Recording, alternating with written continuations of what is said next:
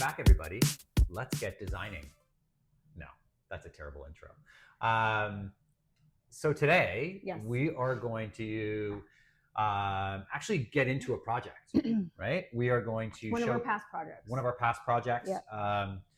This project, really, really interesting one in that this is a project in Toronto, Ontario, Canada. It's a 100-year-old home, semi-detached. Yeah. Yeah, around a century old, semi-detached, and multi-generational. And by that I mean our clients own and live on the second and third floors, and the parents of one of the couple that live above live below. And they're all like super happy, and yeah, they all get along. They have a weekly family dinners. It's amazing. It's I mean, the multi-generational term is not new. No. But more maybe in North America or Toronto specifically, where we're from. Not that's like a trend. I feel like this is like where things are moving. Yes, the way things are. In a lot of cases. In a lot of cases, yeah. Where it's not like fashionable. No. Right. And yeah, so cool. Sorry, I interrupted. No, we are here together. And I feel like I'm interrupting because this was we'll get. They actually had an interesting little outdoor space that we'll do a little maybe like mini breakdown on. Maybe we'll do a short or something like that. Yeah, totally. That I got to a little terrace to have some fun with. But I mean, this is really about the interior, and the idea here is we're going to take you through the whole project. Small place, but like small places come with like mega challenges, especially older homes. Yeah. Especially, I mean, in this case, we gutted the second and the third floor, but like we couldn't.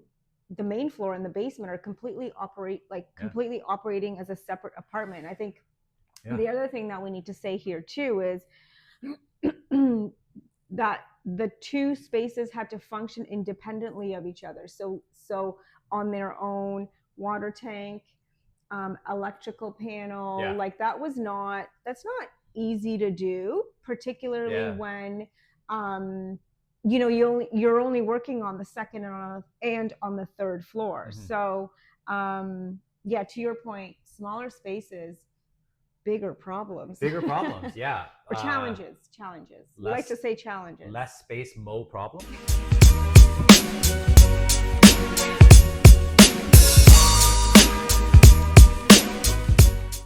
I don't know. Maybe we make a t-shirt. Yeah, totally. You guys comment if you want that t-shirt. Yeah.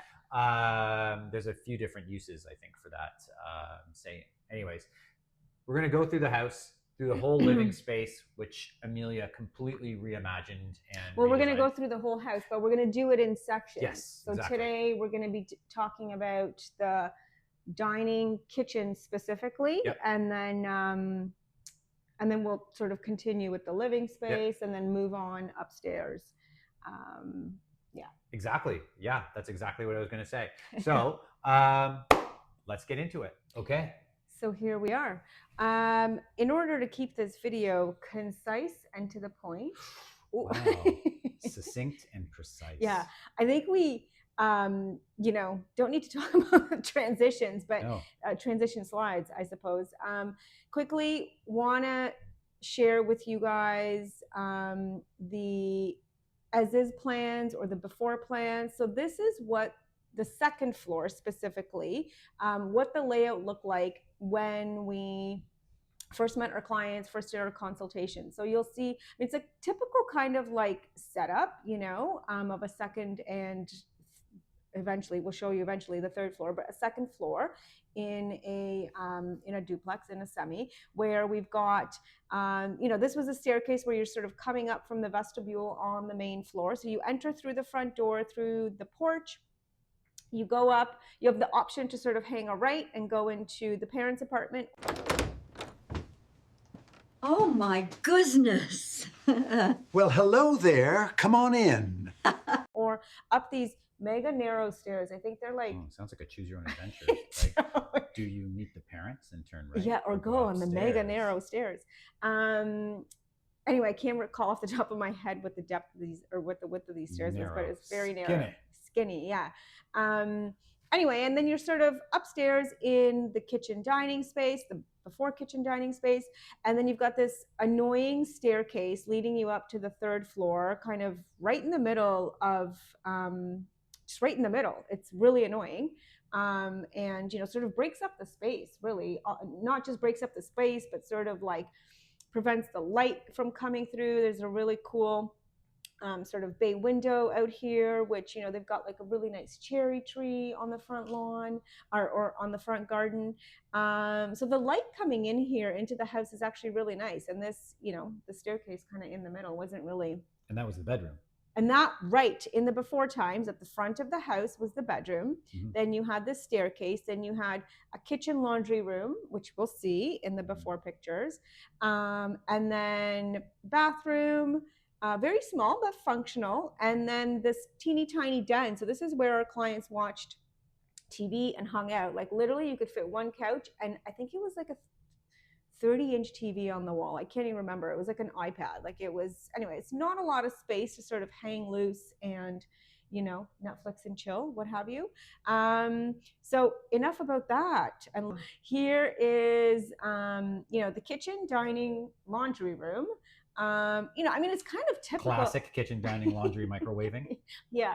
It's kind of typical of, sort of like rental vibes, like college kind of style apartment, which, I think our clients were here maybe / space shuttle. Exactly. I can't remember how long they were here before they decided to sort of, renovate their part of the home.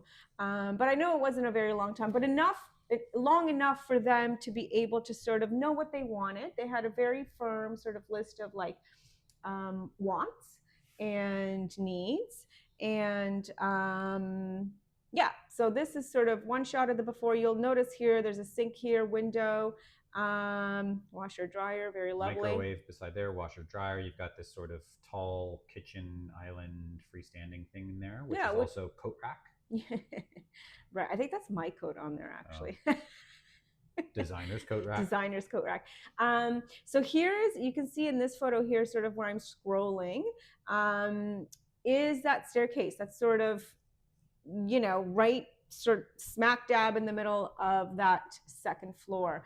What we ended up doing is coming up with a whole bunch of different options. And part of our ideation process is to, hand sketch, render. Sometimes we do, like get cardboard and get creative and do three-dimensional. Painter's tape on the floor. Yeah, we put ourselves in, three-dimensionally. Pretend you're a couch. Exactly.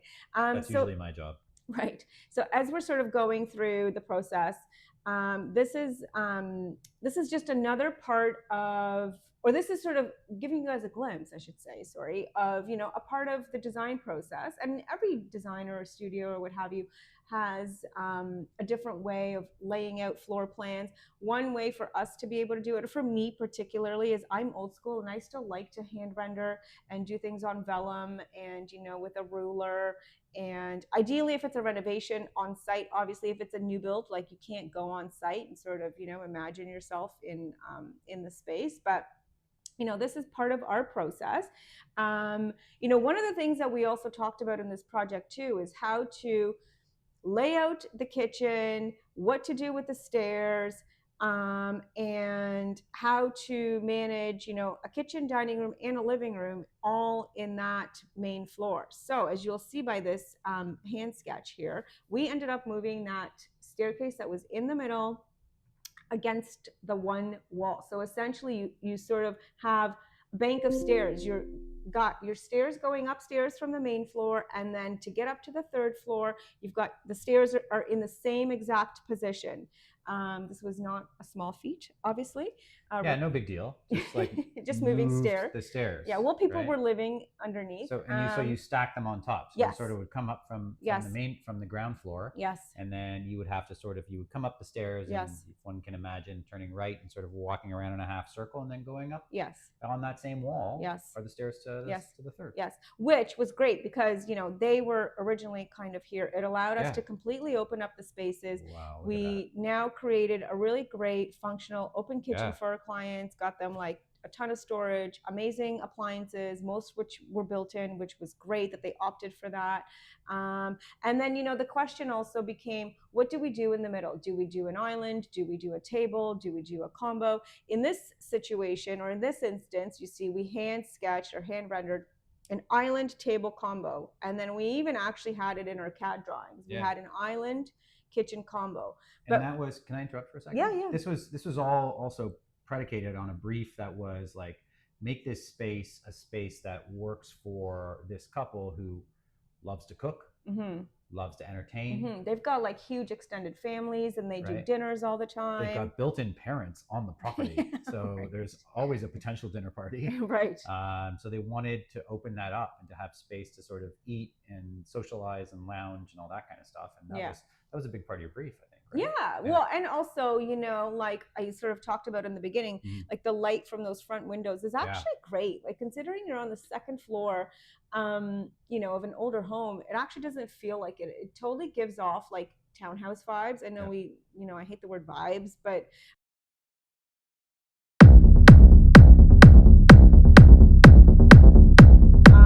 it does really sort of feel that way, especially once we sort of take you through what we did on the third floor.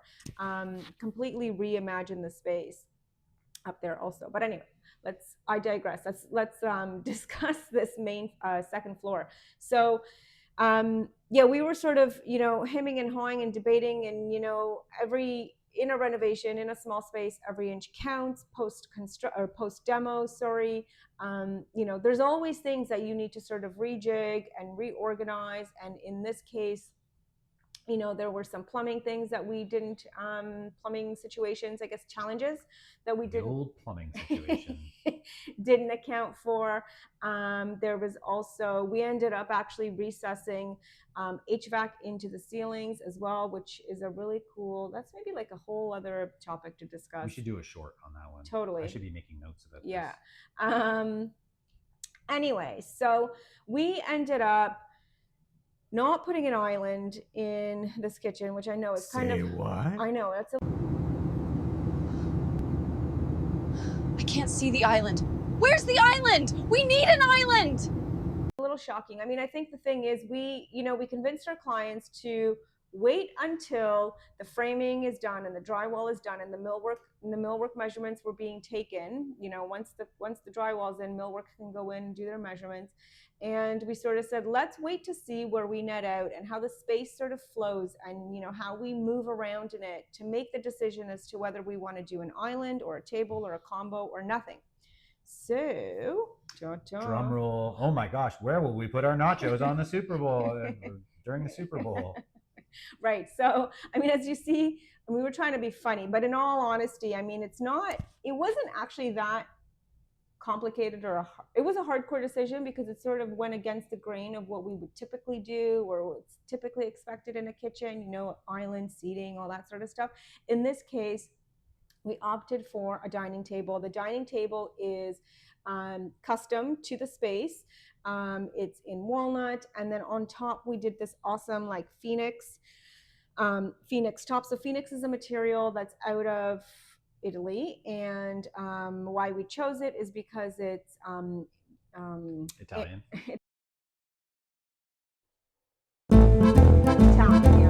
Italia, Viva Italia. But it's antimicrobial, anti-fingerprint proof, scratch resistant, all these things. This was the better idea to go with versus placing a big, huge honkin' island in this space. The space is now free and airy, and the table is portable. An island is not, right? So if they told us their first Christmas there, they hosted a party for 25 people. Obviously it wasn't sit down, but it was hors d'oeuvres and sort of, walking, milling about, leaning. And there was tons of space to walk around. And, if they want to have like a rave or a dance party, they can like move that table. Which they may do. They're pretty fun. Yeah. I love how you made this like so substantial, at the same time the whole space breathes so well. Yeah. And, and it is like a close space, but looking at this picture and even being in there, you don't feel that. No, not at all. You feel space. Yeah. And the reason also why we chose, just to sort of get into like material choices and stuff, why we chose that Phoenix top is, because one of our clients is an avid cook. So that space, oh, thank you. So that space is used as a secondary prep space. I mean, they've got a ton of counter space now. But again, it allows him to, spread out his stuff there, his cookbook and all that kind of stuff. And then, when he's done, it's like, just wipe it with a warm cloth and, you set it up. Dream. You right. Just wipe with a warm cloth. You set it up for dinner.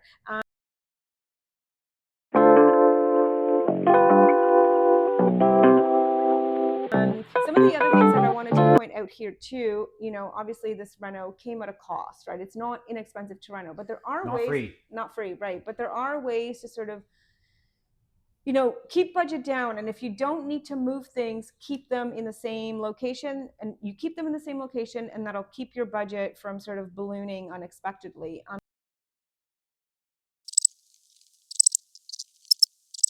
So in this case, we ended up keeping the sink where it existed. We had a whole bunch of different layout options, iterations, and this was the best one. And it's actually just kind of nice just to, doing dishes is like the worst chore next to maybe laundry. So why not make it nice and look at the birds and the squirrels while you're scraping your dishes before you put them in the dishwasher. Some of the other material choices that we made here are obviously custom stained walnut. We did a quartz countertop just to durability, all that sort of stuff. Plus we liked the way that that particular material sort of worked with the theme, and all the different textures and finishes in the space. Definitely one of the wow features in the space too, outside obviously of the dining table, is this brass hood vent. So we had the hood vent clad in brass, just to again kind of give it some emphasis. And break up the walnut and the painted cabinetry, and just to sort of like make the space feel a little bit more interesting. And that overhead light too. And the overhead light, yeah. I mean, so we went through a lot of different options. We needed to make sure, because one of our clients is blessed with verticality. We needed to make sure that we had something that kind of functioned like a dining pendant / island lighting. But also wasn't hung too low, because our client's like super tall. So we don't want him banging his head, or what have you. Where was this light from? This is actually don't tell me. Read the comments. Right, read the comments. Yeah. We'll list some cool lighting here. Yeah, we'll list some of those, some of our suppliers. And then just to sort of round up the materials, the tile that we used along the backsplash was a porcelain, and it was sort of made to look like Zalige. Hopefully I'm pronouncing that right, but it's sounds good. Yeah, but it's porcelain. It's